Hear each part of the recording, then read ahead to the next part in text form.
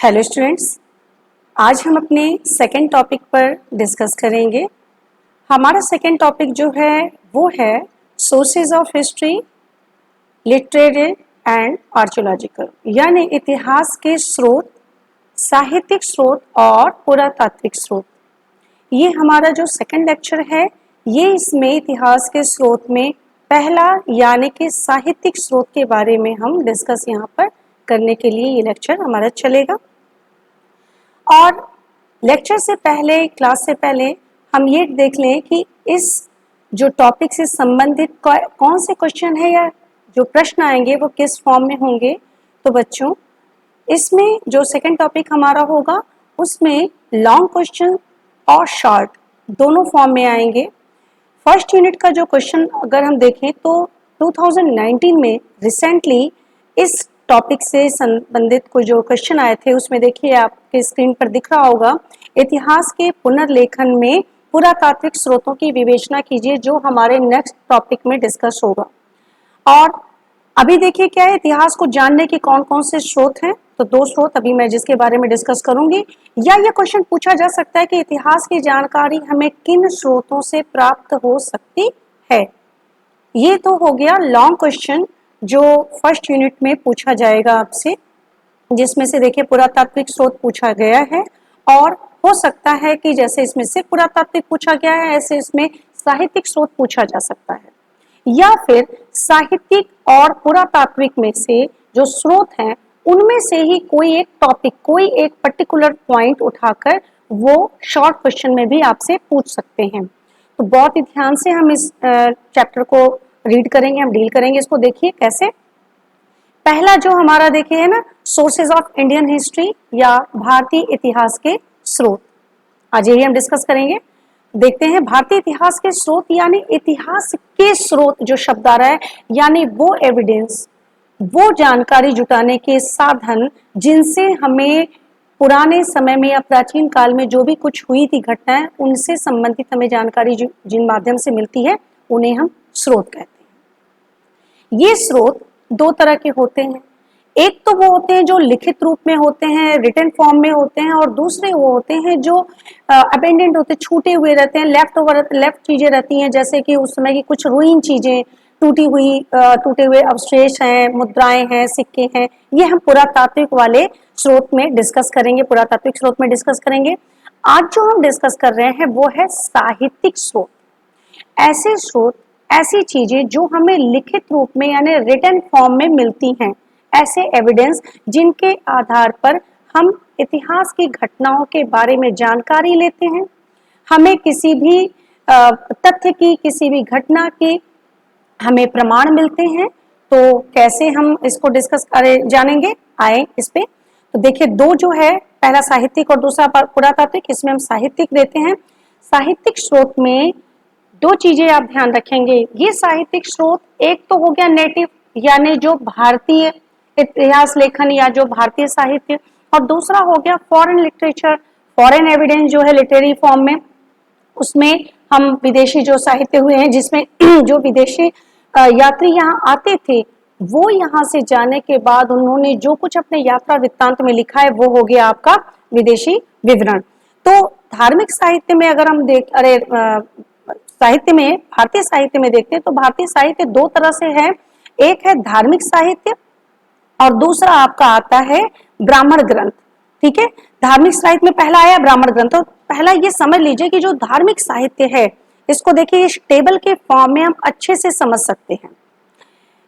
ये टेबल में हम देख रहे हैं कि ब्राह्मण ग्रंथ और अब्राह्मण ग्रंथ, ये हम धार्मिक साहित्य के अंडर में ला रहे हैं, जिसमें ब्राह्मण ग्रंथ यानी कि वेद है, उसमें वैदिक साहित्य है, और अब्राह्मण ग्रंथ जो है उसमें है बौद्ध साहित्य और जैन साहित्य।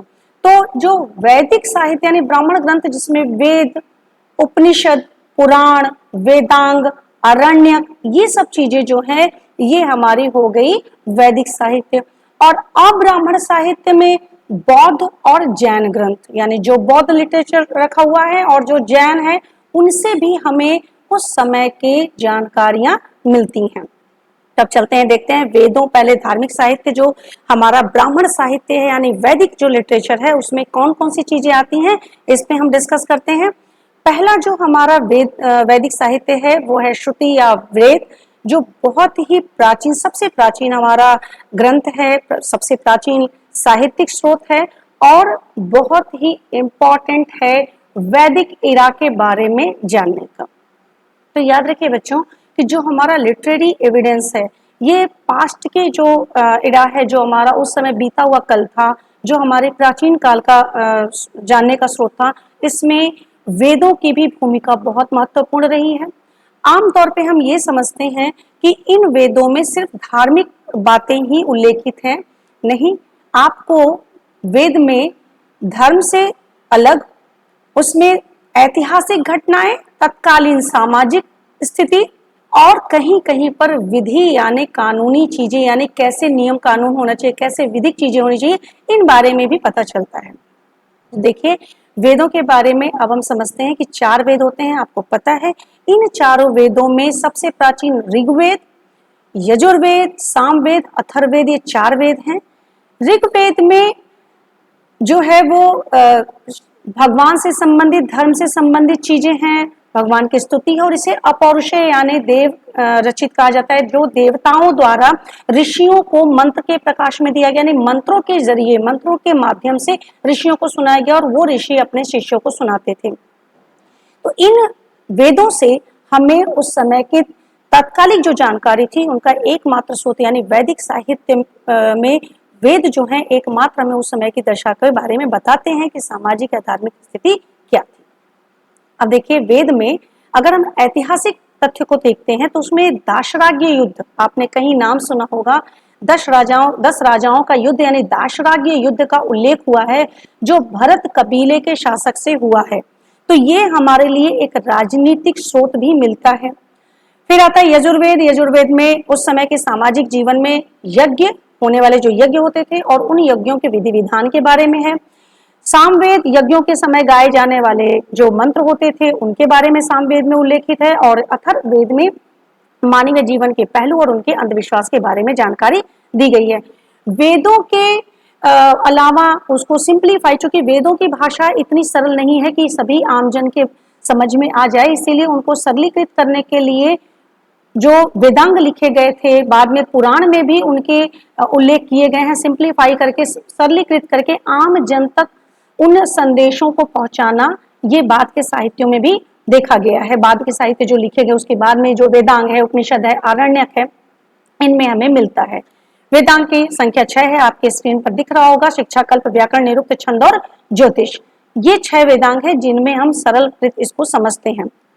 अब देखते हैं जो ब्राह्मण ग्रंथ है, तो ब्राह्मण ग्रंथ जो है वो वेदों की गद्य रूप में जो सरल व्याख्या करने के लिए ब्राह्मण ग्रंथ रचे गए हैं और पर्टिकुलर हर वेद के लिए अलग अलग ब्राह्मण ग्रंथ है। देखिए जैसे है कि ऋग्वेद के लिए ऐत्रेय और कौशिकीय है, यजुर्वेद के लिए तैत्रीय और शतपथ कर दिया गया है, सामवेद के लिए पंचविश है और अथर्ववेद के लिए गोपद ब्राह्मण। तो इन ब्राह्मणों में जो इन वेदों की, इन संहिताओं की सरलीकृत व्याख्या कर दी गई है। अब आते हैं उपनिषद देखते हैं, अरण्यक देखते हैं। अरण्य यानी जंगल और अरण्य यानी जंगल में लिखी हुई जो रचनाएं थी उन्हें हम अरण्यक कहते हैं, जिसे कि वेदों का अंतिम हिस्सा, ब्राह्मण ग्रंथ का भी अंतिम हिस्सा इसको माना जाता है। अब आता है उपनिषद। उपनिषद में देखिए कि 108 उपनिषद में से 12 को ही अधिकृत माना गया, ऑथेंटिक माना गया है और इसमें ही जो हमारा आदर्श वाक्य है, जो अशोक के पिलर पे भी आपने देखा होगा, पढ़ा होगा, सत्यमेव जयते, ये जो हमारा राष्ट्रीय वाक्य है ये वही उपनिषद से ही, मुंडकोपनिषद से ही लिया गया है इसको, ठीक है। और उपनिषद की अगर हम महत्व दे तो इसमें ये भी महत्व हम ले सकते हैं कि महाभारत और गीता जब हम इजीली देखते हैं, नाम सुनते हैं, पढ़ते भी हैं, तो उसमें जो श्री कृष्ण भगवान शब्द आया है, श्री कृष्ण का उल्लेख भी सबसे पहले छांदोग्य उपनिषद में हुआ है, ठीक है। तो ये उपनिषद हमें उस समय के सामाजिक, राजनीतिक और सांस्कृतिक, धार्मिक इन पहलुओं के बारे में हमें ज्ञान प्राप्त करने में सहायता देते हैं। फिर देखते हैं महाकाव्य। महाकाव्य काल इतिहास में एक चैप्टर है पूरा चूंकि आप विधिक छात्र हैं इसलिए हम इसके डिटेल में नहीं जाते, लेकिन स्रोत के रूप में इतिहास में जो हमें महाकाव्य में रामायण और महाभारत की जो चर्चा मिलती है, जो हमें जानकारी मिलती है, तो देखिए दोनों एपिक हैं, दोनों महाकाव्य हैं, और उनमें जो रामायण है इसमें जातियों के बारे में, यवन, शक और जो हूण जातियां हैं इनके संघर्ष और इनके स्थान के लिए कि ये जो शकों का नगर था कुरु और मध्य के बीच में, मध्य देश के बीच में स्थित था, और हिमालय के क्षेत्र में जो जनजातियां रहती थी, जो जातियां रहती थी, उन दिनों के बारे में जो यूनानी लोग यहाँ आए हैं उनके विषय में हमें इन रामायण और महाभारत में भी हमें ये उल्लेख मिल जाते हैं। अगर हम महाभारत की बात करते हैं तो पारसी, यवन, हूण ये जातियों का राजनीति, शासन, इन बारे में महाभारत में हमें उल्लेख मिलता है। तो कहीं ना कहीं ये भी हमारे लिए बहुत ही इंपॉर्टेंट जो है सोर्सेज हैं। आगे देखते हैं हम पुराण। पुराण में देखें तो पुराण को पांचवा वेद भी कहा जाता है, क्योंकि बहुत ही सिंपल करके समझाया गया है। 18 पुराण है, जो 18 पुराण में मत्स्य, ब्रह्मा, नारद, मार्कंडेय, भविष्य, वाराह, लिंग, गरुण पुराण, विष्णु पुराण, वायु पुराण, अग्नि पुराण, कूर्म पुराण, स्कंद पुराण, इन 18 पुराण में 5 पुराण ऐसे हैं जो कि सबसे ज्यादा महत्व रखते हैं अपना।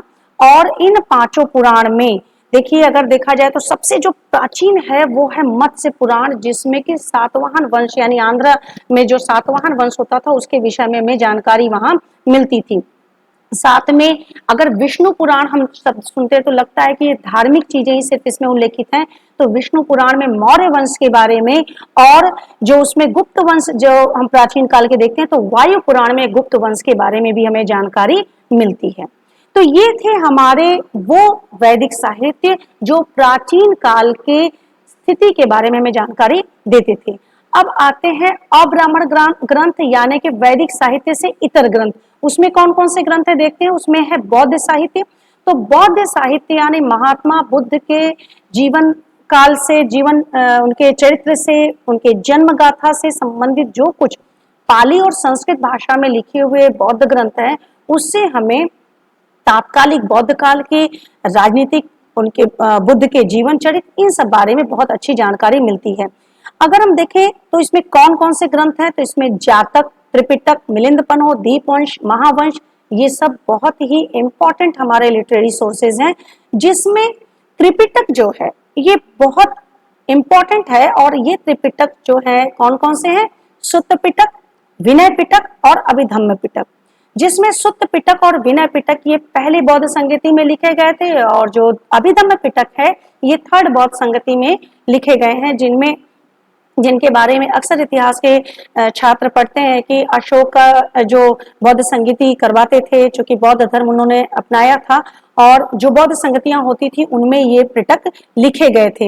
ये पाली ग्रंथ हैं, ये पाली भाषा में ग्रंथ है। इसके बाद देखिए मिलिंदपन्हो में बौद्ध ग्रंथ में यूनानी नरेश जो थे मिनांडर और बौद्ध भिक्षु नागसेन के बीच में जो बातचीत हुई थी उसके बारे में उसमें वर्णित किया गया है।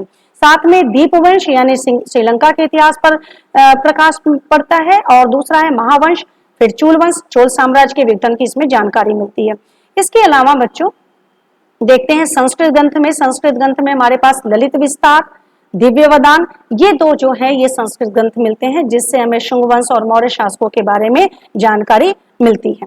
अब आते हैं बेटा, इसमें हम देखते हैं जैन साहित्य में आगम, आचराग और भगवती सूत्र है, जिसमें जैन भिक्षुओं के बारे में, जैन जो अवतार रहे माने गए हैं उनके अवतार के बारे में हमें जानकारी मिलती है। जिसमें इम्पोर्टेंट एक जो ऐतिहासिक महत्व रखता है यह है भगवती सूत्र। भगवती सूत्र में जब हम महाजनपद काल इतिहास के जो छात्र हैं पढ़ते हैं, महाजनपद का विवरण भगवती सूत्र में मिलता है, जिसमें अंगवत, कौशल, वज्जी, मल्ल, ये जो हमारे 16 जो जनपद थे, महाजनपद थे, इनके बारे में हमें इसी भगवती सूत्र में पता चलता है। अब देखते हैं दूसरा जो है धर्मेतर साहित्य कौन से साहित्य, नॉन रिलीजियस या इसे हिंदी में लौकिक साहित्य भी कहते हैं। इसे हम धर्म निरपेक्ष साहित्य भी कहते हैं। क्यों? क्योंकि धर्म निरपेक्ष साहित्य में धार्मिक चीजें नहीं लिखित होती, बल्कि इसमें कुछ ऐतिहासिक चीजें होती हैं, जीवनी हो जाते हैं, गल्प साहित्य यानी विशुद्ध साहित्य होता है, कोई कहानियां। तो इसमें देखते हैं कौन कौन सी चीजें। जैसे संगम साहित्य, संगम साहित्य में दक्षिण के चोल, चेर और पांड्य राज्यों का उदय का वर्णन है। और फिर आता है इंपॉर्टेंट, देखिए, मनुस्मृति, नारद स्मृति। ये जो स्मृतियां हैं इसमें भी हमें तत्कालीन समाज के बारे में, तत्कालीन मानव जीवन के बारे में, उनके रहन सहन किस तरह उनके पारिवारिक जीवन का है। जैसे मनुस्मृति में मनुष्य के आचार विचार व्यवहार और मनुष्य को किस प्रकार समाज में वर्ण व्यवस्था को अपने वर्ण के अनुसार, अपने वर्ग के अनुसार किस प्रकार के कर्म करने चाहिए, क्या कार्य करने चाहिए, इन सभी के विषय में मनुस्मृति में बहुत ही विस्तार से वर्णन किया गया है। और नारद स्मृति हम देख सकते हैं। और फिर आता है धर्मेतर साहित्य में बहुत इंपॉर्टेंट साहित्य जो हम रखते हैं, जो पुस्तक रखते हैं, कृति रखते हैं स्रोत के रूप में, वो है अर्थशास्त्र। बच्चों, अर्थशास्त्र के विषय में आप तकरीबन बार बार पढ़ते हैं, कई जगह इसका उल्लेख अभी आप देखेंगे। तो अर्थशास्त्र, आपने नाम सुना होगा चाणक्य का, मौर्य वंश के समय में। चाणक्य यानी जो आचार्य विष्णुगुप्त थे, जिन्हें चाणक्य भी कहा जाता है, एक नाम इनका कौटिल्य भी सब जानते हैं।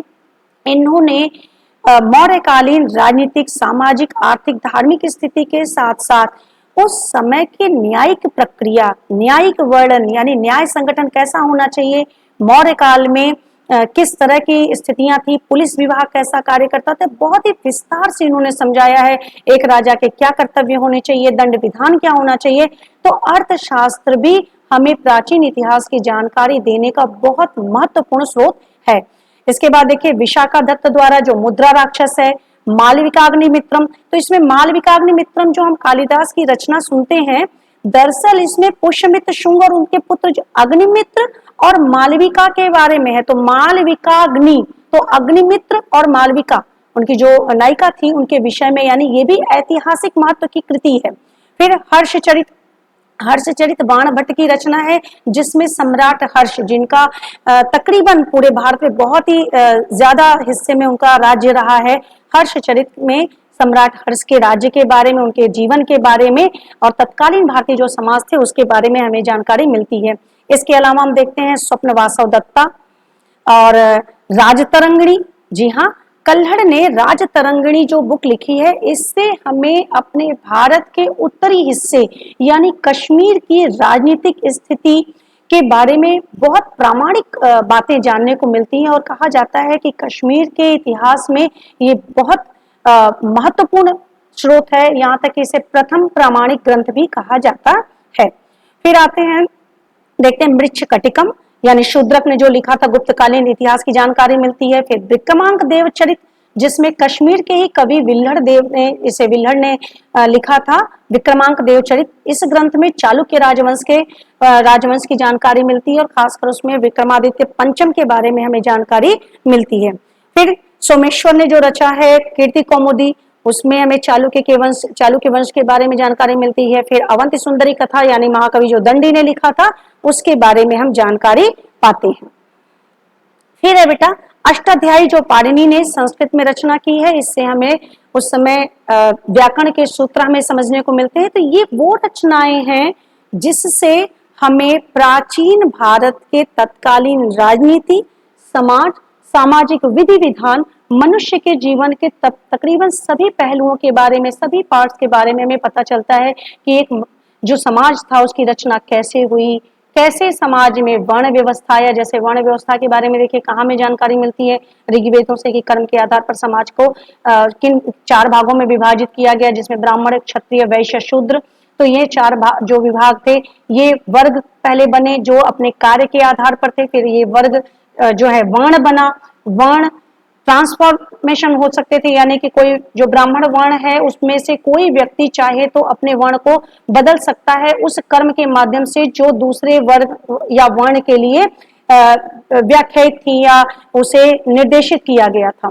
तो वर्ण व्यवस्था के बारे में हमें मिलता है। फिर राज व्यवस्था, दंड व्यवस्था, नीति, नियम, विधिक, ये सारी बातें हमें इन्हीं सोर्सेज, इन्हीं लिटरेरी सोर्सेज यानी जो हमारे साहित्यिक स्रोत हैं, इनसे हम मिल पाते हैं, हमें जानकारी मिलती है। अब दूसरा आता है, मैंने आपसे कहा था ना कि एक होता है नेटिव साहित्य, नेटिव लिटरेचर, यानी जो हमारा भारत में लिखा हुआ है, एक होता है फॉरेन लिटरेचर यानी फॉरेन एविडेंस जो हमें मिलता है, यानी विदेशी साहित्य। तो विदेशी साहित्य वो जो विदेशों में लिखे गए हों, विदेशी जो यात्री थे उन्होंने लिखा हो, या विदेशों के जो रचनाकार हैं उन्होंने लिखा, और भारतीय स्थिति या उस समय की जो सिचुएशन थे, उस समय के जो कंडीशन थे, उसके बारे में हमें जानकारी मिलती है। तो सबसे पहला जो हम बुक लेंगे, देखिए 2-3 कैटेगरी 5 में हम इसको रख सकते हैं, जैसे यूनानी साहित्य रख सकते हैं, चीनी साहित्य रख सकते हैं। तो यूनानी और चीनी ये दोनों यात्री यहाँ आए हैं और इन्होंने जाकर के किस तरह से अपनी रचनाएं लिखी हैं, जिसे देखते हैं। तो पहला यूनानी जो साहित्य है, ये हम हेरोडोटस की जो हिस्टोरिका पुस्तक, जिसके बारे में हमने पहले लेक्चर में भी देखा था, तो हिस्टोरिका में जो हमारा पहला रहा है उल्लेख, भारत और ईरान यानी फारस के बीच में आपसी संबंधों का वर्णन है। फिर देखिए मेगस्थनीज, दूसरा जो यहाँ यात्री आया था, वो आए थे चंद्रगुप्त मौर्य के दरबार में, सेल्यूकस निकेटर के जो राजदूत थे, उन्होंने इंडिका नाम की बुक लिखी है, बहुत इंपॉर्टेंट है, जिसमें मौर्यकालीन नगर प्रशासन और कृषि का वर्णन है। यद्यपि आप ये देखेंगे कि इंडिका में जो चीजें पाई जाती हैं, उससे थोड़ा सा जो यहाँ अर्थशास्त्र लिखा गया, इन दोनों में थोड़े अंतर विरोध मिलते हैं। तो यहाँ एक चीज आपको मैं क्लियर कर दूं बेटा, कि इतिहास के जो स्रोत हैं, इनमें अप्रोच के हिसाब से किन्हीं दो पुस्तकों में आपसी अंतर विरोध हो सकता है, आपसी मतभेद हो सकते हैं, क्योंकि ये लिखे गए हैं अलग अलग लेखकों के द्वारा, अलग अलग रचनाओं को अलग अलग रचयिता उनके लिखते हैं, रचते हैं, तो उनके अपने सोर्सेज ऑफ नॉलेज जो होते हैं, जो उन्हें अपनी जानकारी मिलती है, तो जो जानकारी वो रखते हैं वही वो अपना लिखते हैं, उन्हीं को अपने पुस्तक में वो उद्धृत करते हैं। तो अगर बाहरी कोई व्यक्ति आया है तो वो इतनी अच्छे से यहाँ के सिस्टम और कस्टम नहीं समझेगा जितने अच्छे से यहाँ के रचनाकार समझेंगे। तो हो सकता है कि उन दोनों के बुक्स में कुछ अंतर विरोध मिल जाए, लेकिन अगर हम एनालिसिस करते हैं, उनके बारे में विश्लेषण करते हैं, हम मूल्यांकन करते हैं, तो हमें एक सही जानकारी मिल जाती है। तो हम देखते हैं कि जो मेगस्थनीज था, उसने मौर्यकालीन नगर प्रशासन के बारे में काफी अच्छे से वर्णन किया, और डायमिकस आया था, जो सीरियन नरेस अंत्योकस का राजदूत था, वो बिंदुसार के दरबार में आया था। फिर आता है डायनोसिस, ये मिस्र नरेस टालेमी के जो थे फिलाडेल्फस से राजदूत थे और बिंदुसार के दरबार में आए थे। फिर देखिए नाम है अलग। फिर 5वां नाम प्लिनी है, ये नेचुरल हिस्टोरिका की नाम की इन्होंने एक किताब लिखी थी, जिसमें भारतीय पशु, पेड़ पौधे, खनिज पदार्थों के बारे में लिखा गया था। ये यूनानी साहित्य जो है हमारे भारतीय इतिहास के जानने के बहुत ही महत्वपूर्ण स्रोत होते हैं। फिर देखिए चीनी साहित्य में अगर हम देखें तो यहाँ फाहियान, जो कि प्रथम चीनी यात्री माने जाते हैं और काफी नाम सुनते हैं हम इनका इतिहास में, तो ये चंद्रगुप्त विक्रमादित्य के शासनकाल में भारत आए थे, और तत्कालीन जो भारत की राजनीतिक स्थिति थी, जो सामाजिक स्थिति थी, सोशल जो था और पॉलिटिकल जो सिचुएशन था, उसके बारे में उन्होंने लिखा है। फिर वेनसांग के बाद इत्सिंग, इनका आना और यहाँ से जाने के बाद इन्होंने जो लिखा है, जैसे वेनसांग ने जो, जिनको कहते हैं कि वेनसांग का नाम बहुत होता है, हम बचपन से उनके बारे में पढ़ते हैं, ये आए थे हर्षवर्धन के समय में, और वेनसांग को कहा जाता है कि यात्रियों का सम्राट है या फिर यात्रियों के ये राजकुमार है।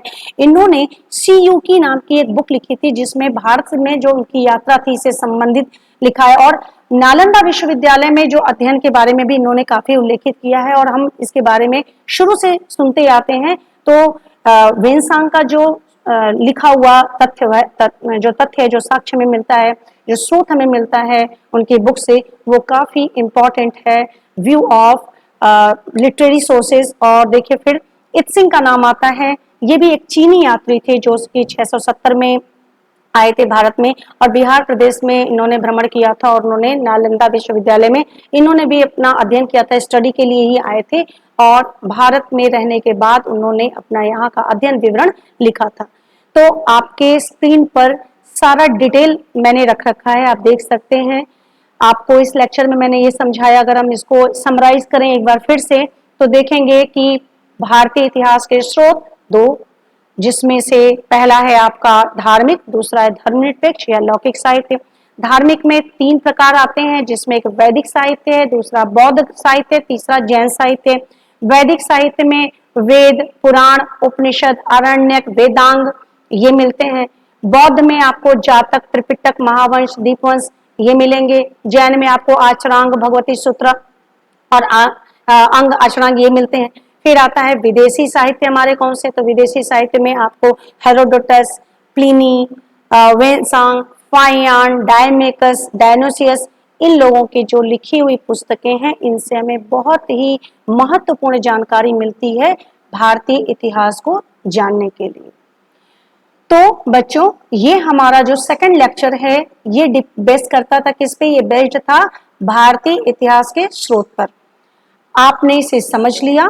तीसरे लेक्चर में, थर्ड लेक्चर जो हमारा होगा, ये इसी पॉइंट के सेकंड जो हमारा पॉइंट है इस टॉपिक का, पुरातात्विक स्रोत, इस बारे में हम डिस्कस करेंगे। तब तक आप इसे पढ़िए, समझिए और keep studying. All the best.